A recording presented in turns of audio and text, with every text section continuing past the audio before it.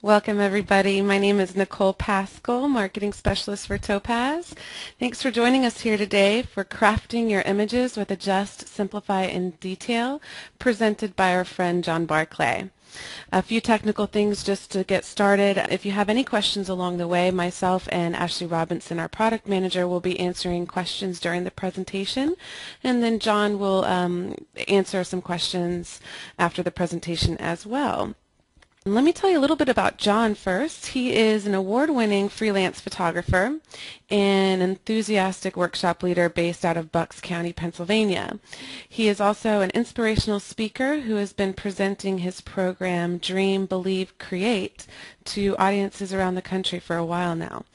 John's work has been published in a number of magazines and books and is treasured by a lot of private collectors, and we are very excited to have him here with us again. And with that, I will go ahead and give it over to John. Thank you, Nicole. It's nice to be back. Let me make sure I press the right button here, folks, and share my screen and make sure that we get things set up properly. Nicole, are we good to go? Looks great. Looks great. Thanks. Again, thank you, Nicole, and thanks to my good friends at Topaz. I appreciate their support and I appreciate the great products. So let's talk about today, in this particular webinar, what I wanted to do was be a little more specific about how we can use some of the Topaz products in a more selective way. And the way we do that is by using layers and some layer masks in Photoshop. And then I'd like to also cover, because someone in the last webinar was interested to know about smart objects, or at least said how they appreciated some of that information. So we'll review that a little bit and show you the power of a smart object in certain particular situations and their value. And then we'll have a little fun with Topaz Detail and go a little over the top and have some fun. So what I also want to say is, and this came up in the last webinar a little bit, this is not a webinar about selections today. And for this, I'm simply going to be using a paintbrush to paint some things in or out with layer mask. I'm fully aware that there are many ways to be able to make better, cleaner, crisper selections. I get all that, but that's not really what I'm trying to cover. I'm trying to present some concepts today, and then if you have better ways to select things or you have preferred methods, feel free to do that, but I want to focus on some concepts is really what I want to do. So let's get started and do, as I like to do, a little bit of a review, and we'll start with this particular image, because what I'd like to do is show the power once again of Topaz Adjust, and then we'll build on this concept of doing some selective things. So the first thing I'm going to do is add a duplicate layer, and that's a Command or Control J. The reason I'm going to do that is if I don't have a duplicate layer, and those layers can be seen over here on the right hand side, if I don't do that, the adjustment that I make in Topaz Adjust, in this case on this image, will only be shown to the, or will be applied rather, to the whole image. So if I want to be selective about where I want that adjustment to be, or targeted, if you will, I'm not going to be able to do that. However, by adding a background or a duplicate layer to the background layer, I will then be able to add a layer mask to that, and then with that I'll be able to paint in or out an adjustment.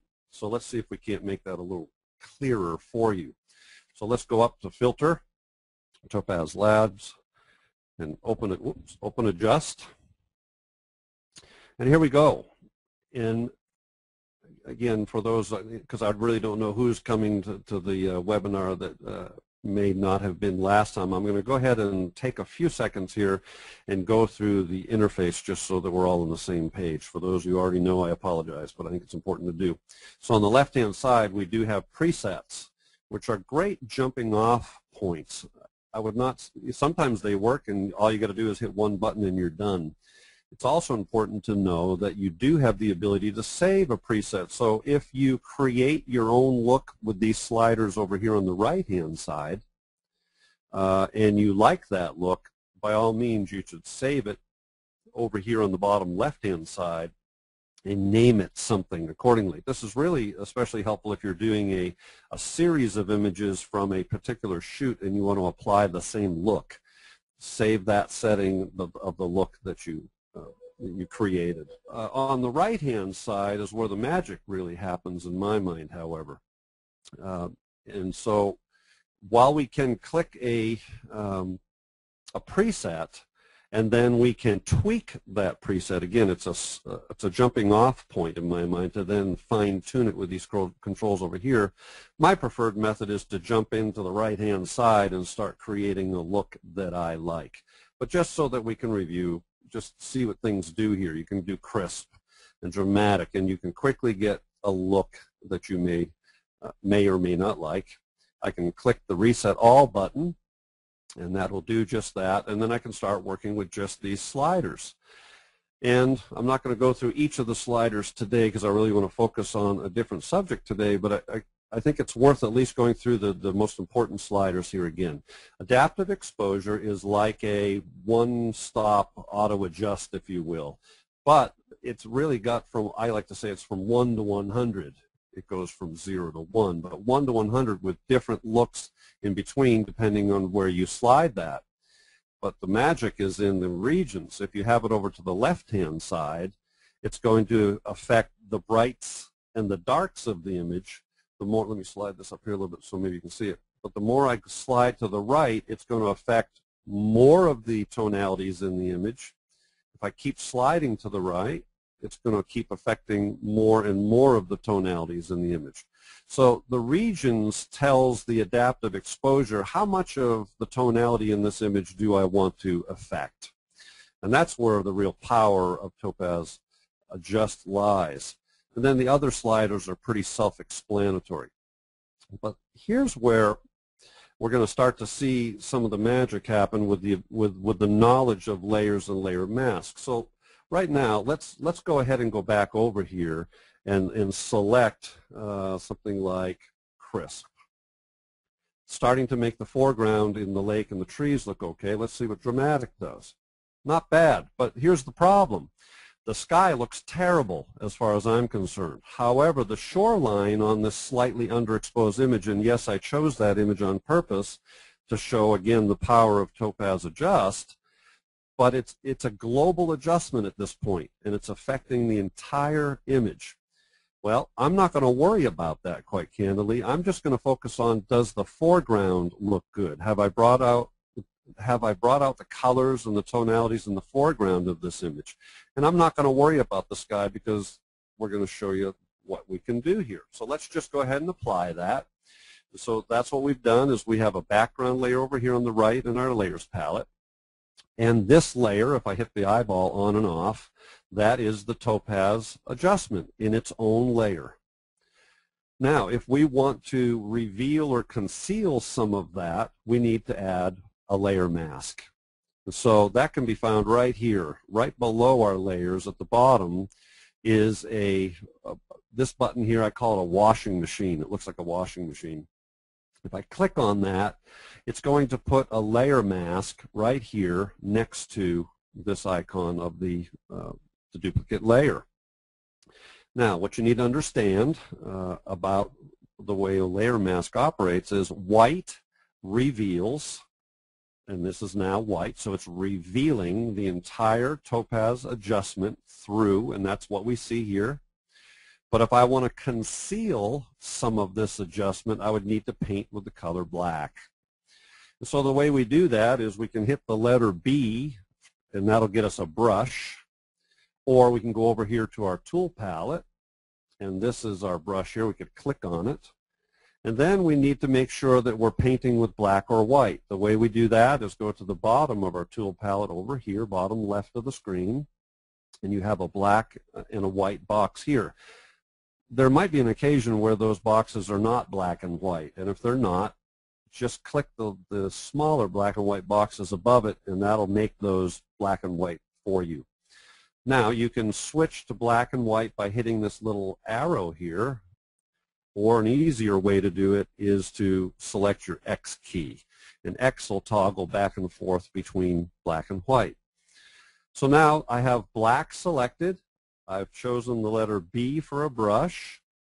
Now the other thing that's important to know is you can make that brush bigger or smaller by hitting your bracket keys. The bracket keys are next to the letter P on your keyboard.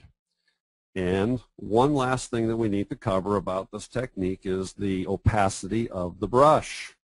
So up here, anytime you select something from your palette over here on the left, tool palette, it'll tell you what the properties of that particular tool are. So right now it says we have a brush, and I want to make sure in this case that I have a feathered brush. That would be the brush here that has a fuzzy edge around it versus a hard edge brush which does not have a fuzzy edge. So we're good there. We have a soft edge or feathered brush, and in this case we can make the opacity 100%, but I'll show you in just a second. Let's do it at 100% now. So I'm painting with the color black as selected over here, and if I start to paint in here, you're going to see that I'm going to conceal the adjustment that's taken place. And so now we've gotten rid of that adjustment in the sky, but we've kept the adjustment in the foreground. Now, we're not done with the flexibility. And again, remember, I'm trying to teach concepts here. I'm not concerned about creating a perfect final image in a webinar, and I would be much more particular about the selections and the painting I'm doing. Again, I just want to reiterate that's not the goal here. We're just trying to submit some concepts and show you the power of the tools. Okay, so let's say at this point we focused on the foreground and we have that looking the way we want. But we wanted to see what the sky would look like with a little bit of that adjustment that we just did in the sky. Well, let's take the opacity slider up here at the top of the screen and slide that down to something like 20%. And now, if I want to paint back in some of the adjustment from Topaz Adjust, I need to switch to the color white, because over here in my layer mask, it's showing that what the white in this mask over here is revealing down here in the image, and the black is concealing the adjustment.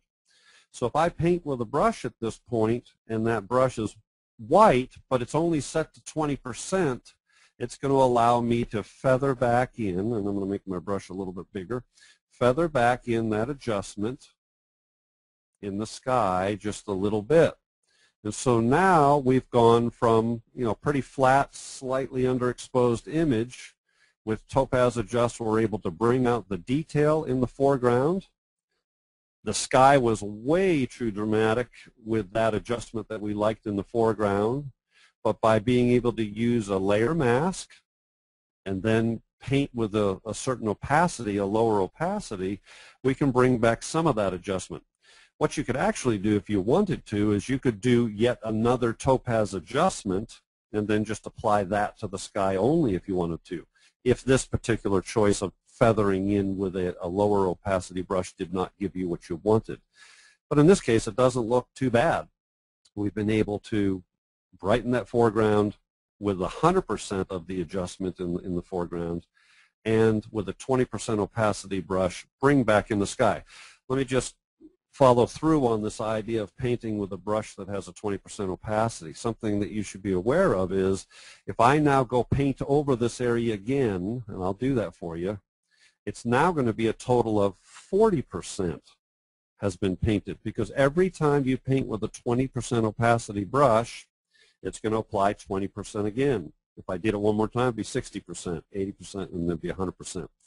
So it's preferred that you would paint with a brush that has a lower opacity and then build up the look that you're looking for, or build in, the amount of detail in this particular case in the sky that you want, rather than being kind of a sledgehammer and hitting it with 100%. So that's what I'm going to do on this image. We're going to move on to another one and build on this theme of layer masks and layers, but we're going to add the smart objects thought to the next one. So give me a second here. I believe I used this image very quickly last time in the last webinar, but I think it's a good image again to show some of these ideas and add and build upon that a little bit. So again, Command or Control J, I'm going to duplicate that background layer. But this time we're going to reintroduce, or introduce to those who are not familiar, this idea of smart objects. If I go up to Filter and then go to Convert Smart for Smart Filters, I now, on this background layer that I created, it's now put a little icon over here in the Layers palette. That helps me know that it's a smart object, smart filter, smart layer. There's many different terms that people use. And so now, rather than tell you what it is, I think we'll show you what that does. It allows you to come back and re-edit. So what we're going to do is go back into Topaz Adjust.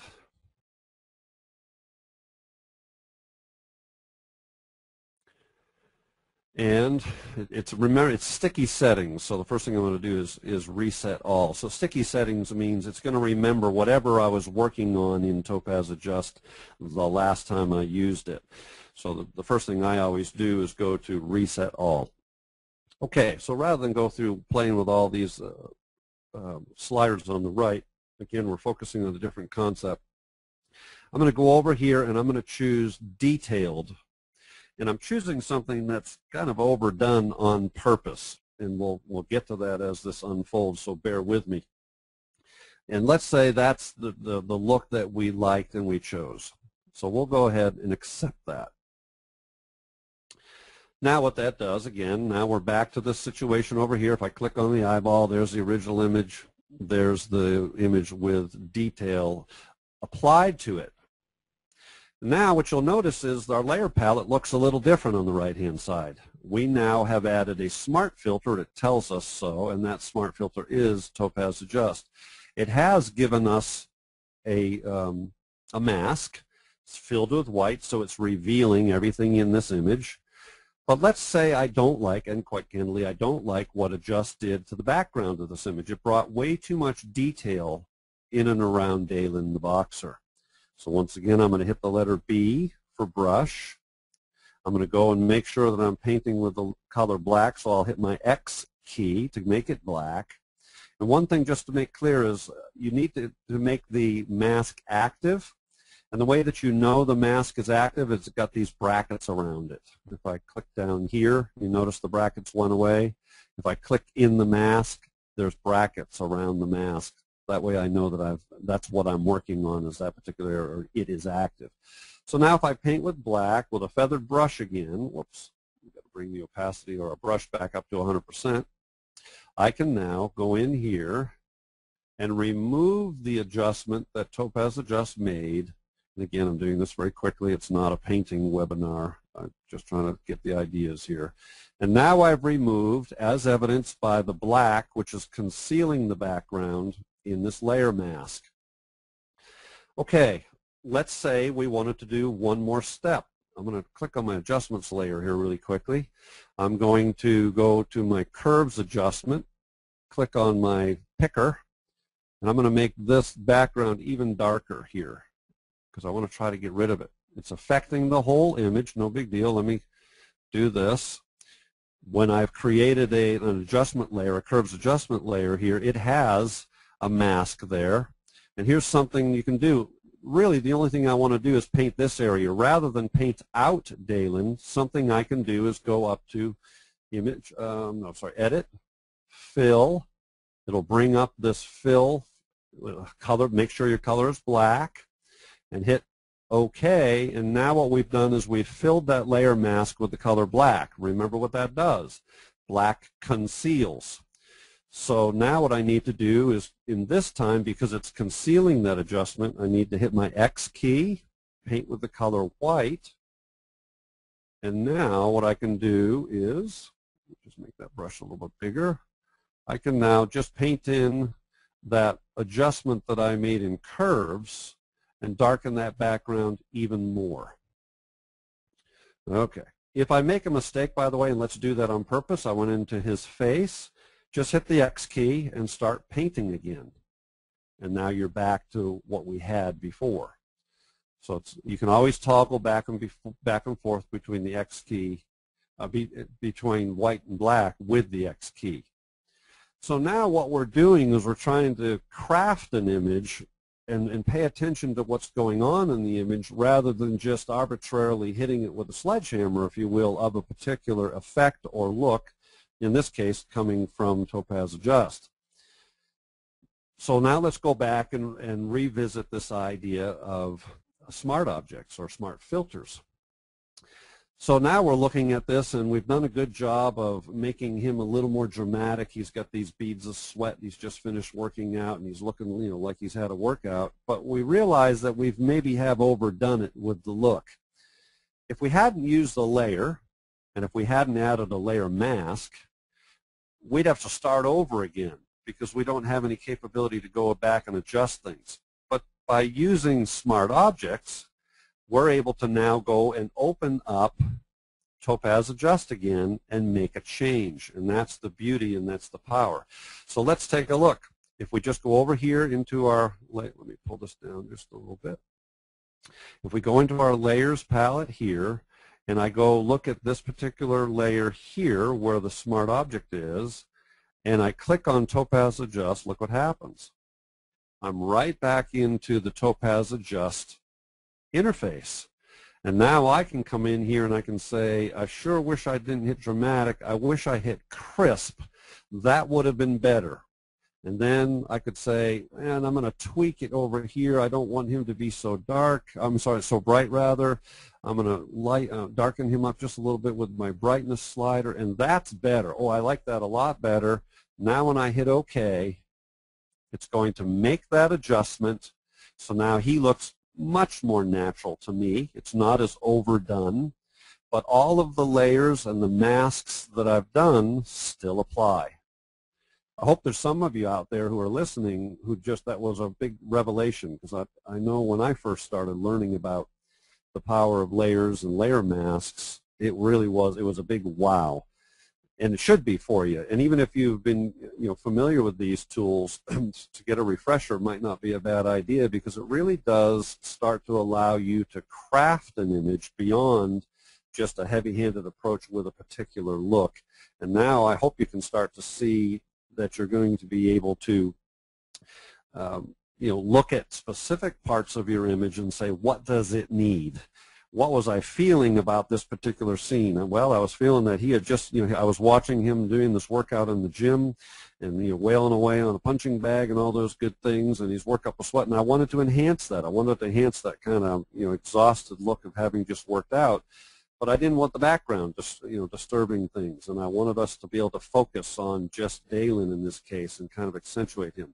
And so when you know all those things, then you can use the tools and these ideas of layers and layer masks to be able to fine-tune things. Okay, so let's move on a little bit to another thought. And let's grab this image and have a little bit of fun. And we'll cover a few things at the same time that'll be, I believe, very valuable as well. When I was shooting at the gym this night, it was very dark, and I had to push the ISO of my 5D up. I don't have a Mark II yet, and so the noise capabilities are not quite as good. So there's a fair amount of noise in the background, especially up in this area. So we'll talk about that in a second, as well as some other things. So let's go ahead and start with our, whoops, before we do that, we better, let me get my notes over here so I don't make mistakes. We're going to put a background layer in there like we should. In this case, I'm not going to do a smart object, not necessary for what I want to show at this moment in time. So we're going to go back up to Adjust. Excuse me. We're going to go to Adjust really quickly. And we're going to reset all.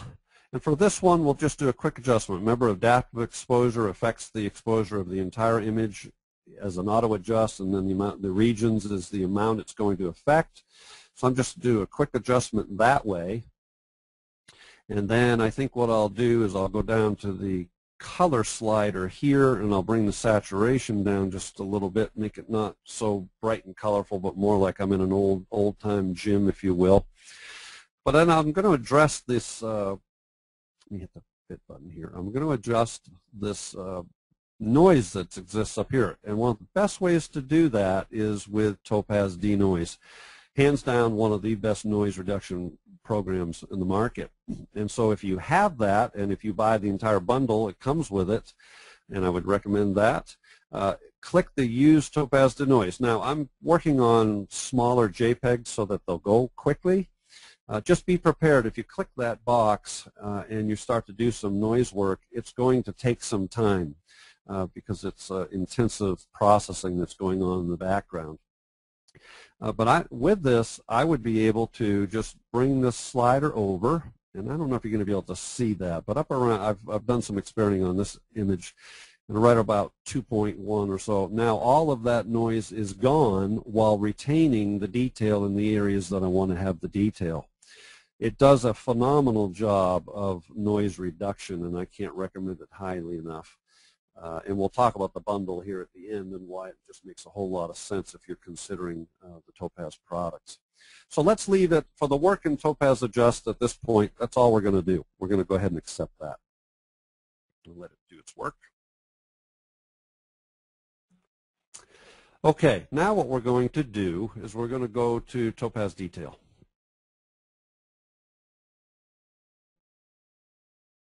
Now here is a program where you're able to, in Topaz Adjust, and I didn't cover it, hopefully some of you were in the last webinar, that's a kind of a global details adjustment enhancer in Topaz Adjust.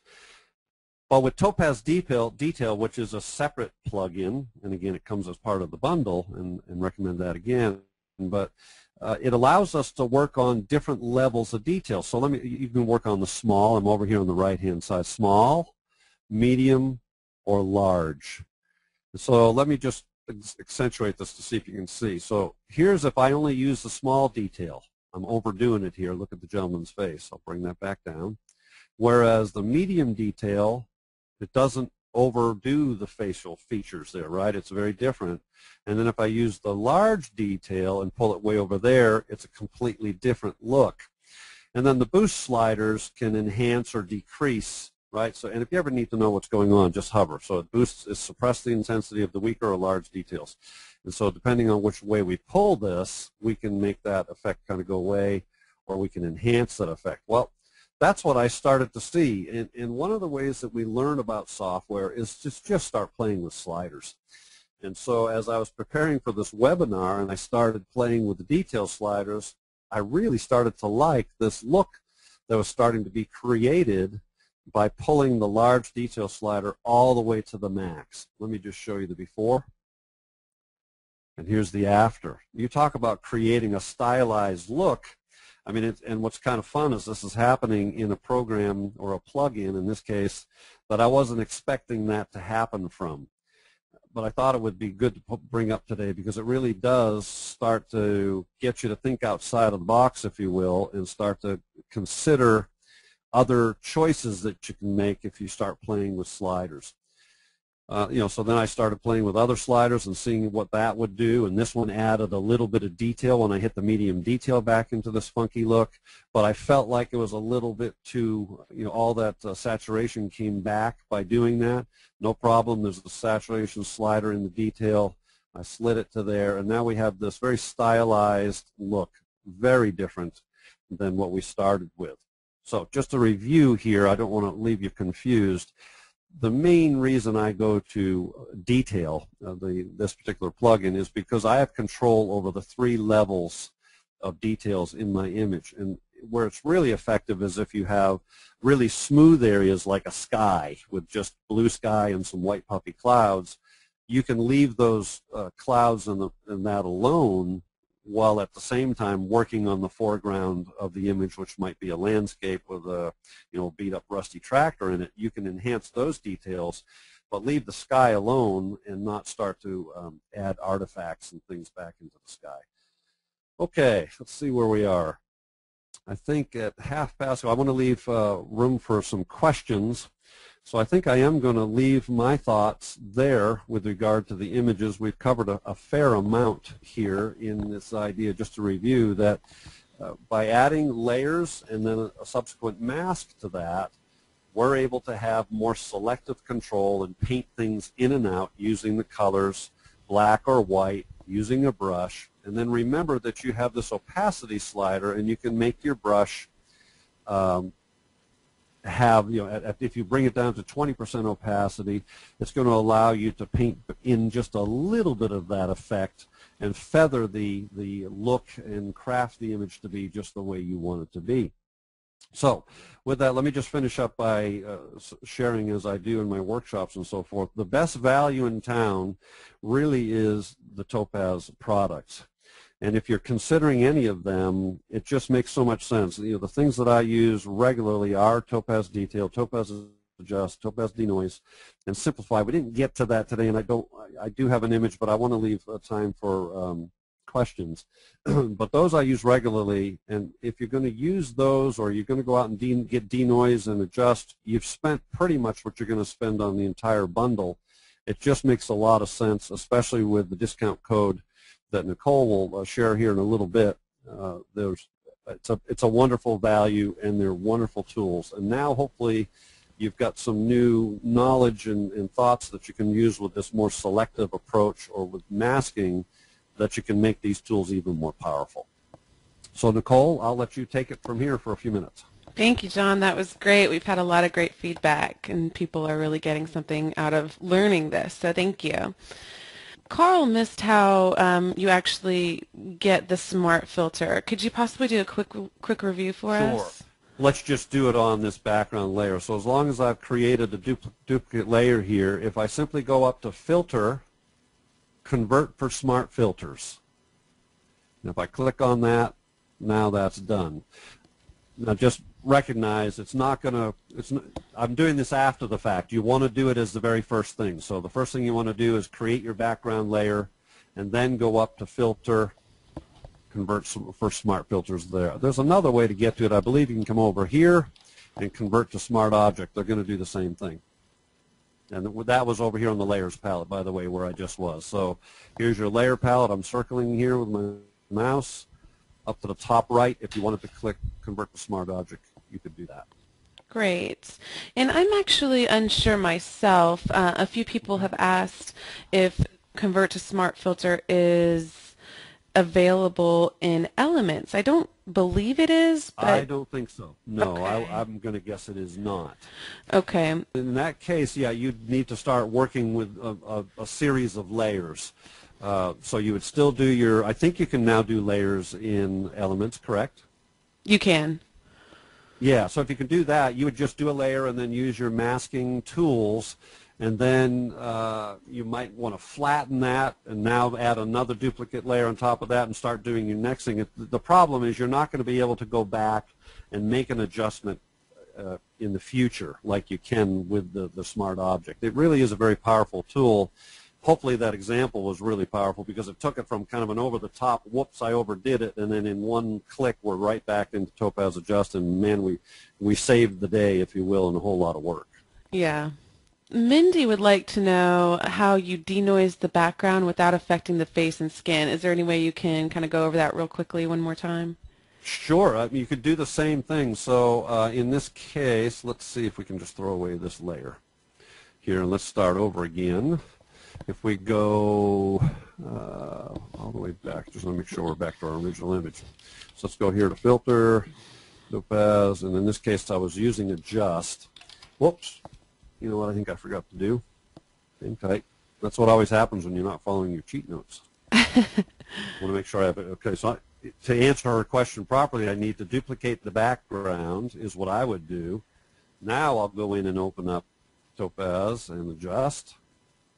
Or, by the way, Denoise is a standalone program, and it does have a lot more control, but just to follow through what we were doing here so I don't confuse people. And it actually already did it because it's sticky settings. So what I would do is I would go down on the bottom right-hand side of the interface and adjust. In this case, you can do your noise suppression by using Topaz Denoise and clicking it here. And then if I hit OK, now we're right back to using the tools of layers and layer masking again.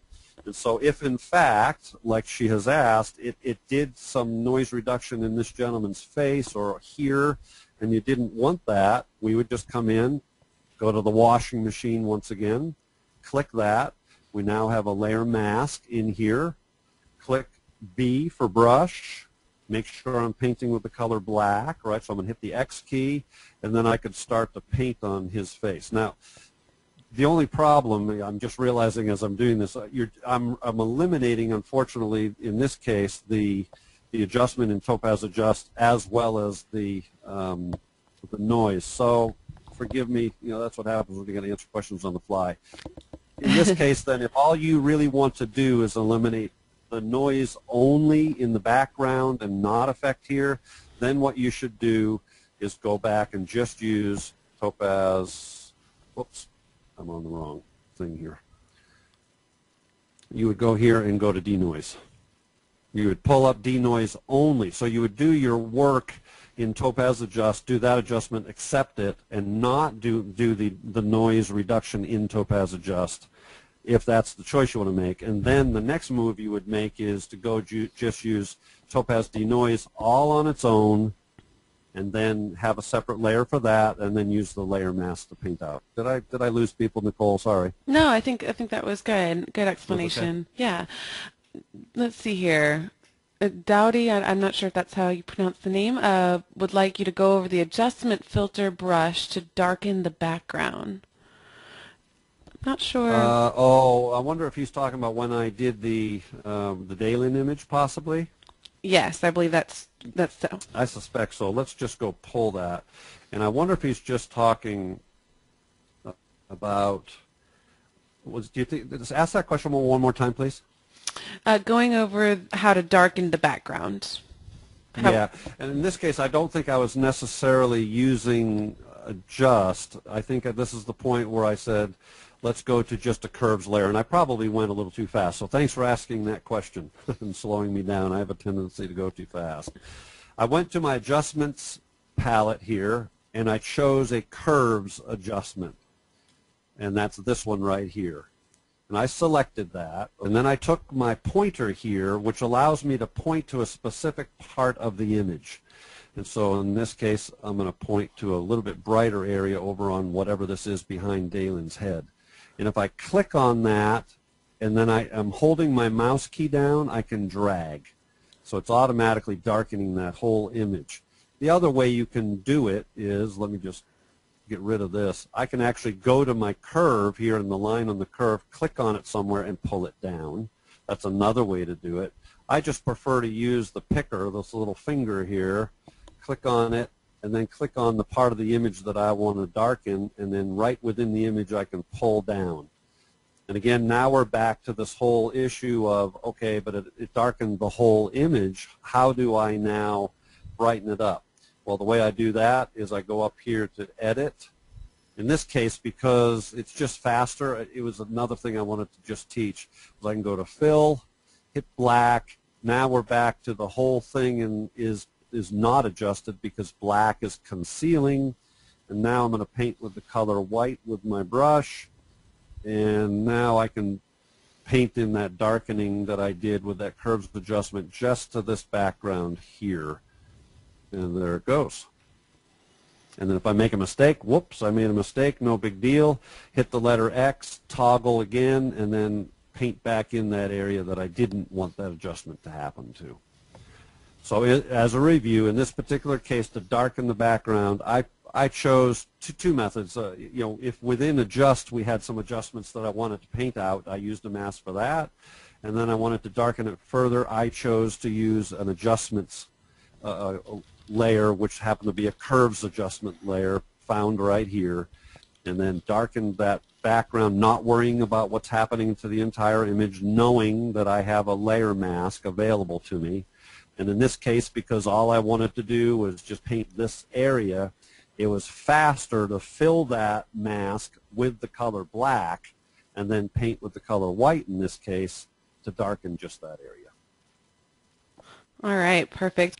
Are you able to use multiple smart filters at once or with different masks? No, that's a great question. And if somebody knows different to that, I'd love to know because I've tried to find out and I can't.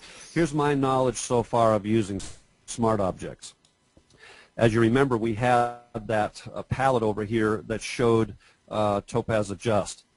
what you absolutely can do is you could go use Topaz Detail, you could go do Topaz Simplify, you could do all three of those, and they would all work, and they would give you those piled up looks. But what you can't do is you can't add a mask for each one of those individually.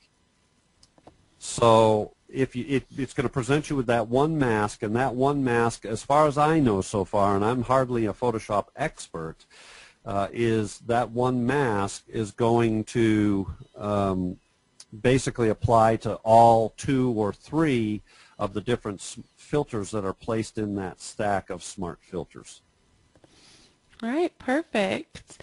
Let's see here. I think we have a couple more questions, and then we'll go ahead and end it there. Joan asks, does using smart filters increase your file size? And actually, I'm not sure. I'm not sure I know the answer, but my guess would be yes. Yeah, my guess would be yes too. But you know, nowadays I don't worry about that a whole lot because, you know, drive space or hard drive space is so inexpensive. I've gotten away from worrying about that. Yeah. Also, she also asks, when saving your images, do you flatten them or do you save the layers in case you want to make changes down the road? Yeah, it's a great question. And so here's my workflow that I like to share at my workshops. There's a lot of images that I might want to look at, and so oftentimes I'm doing a lot of flattening of stuff as I'm working on small JPEGs, deciding if this is an image I really want to use, work on, keep, whatever. And then when I get that magical image that I say, ooh, this is a keeper, I go right back to the full-size capture and I start working on that as a PSD file. I keep all my layers intact so that I can go back and work on it at a later time.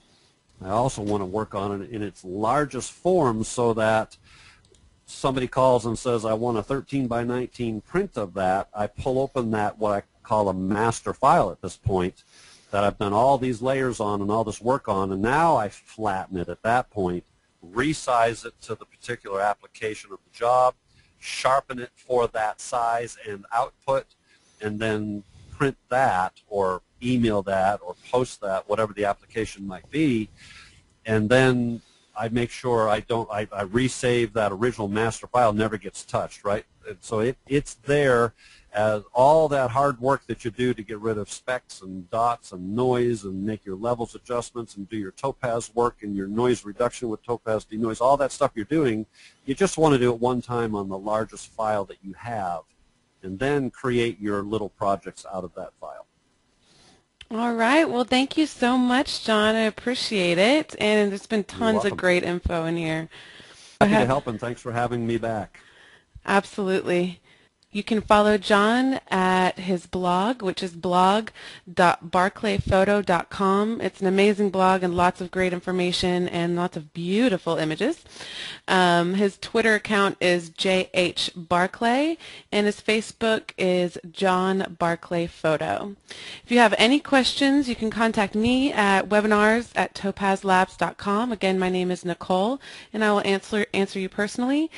And if you'd like to stay updated on our currently scheduled webinars, you can go to www.topazlabs.com/webinars.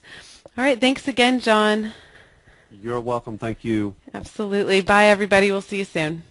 Bye-bye now.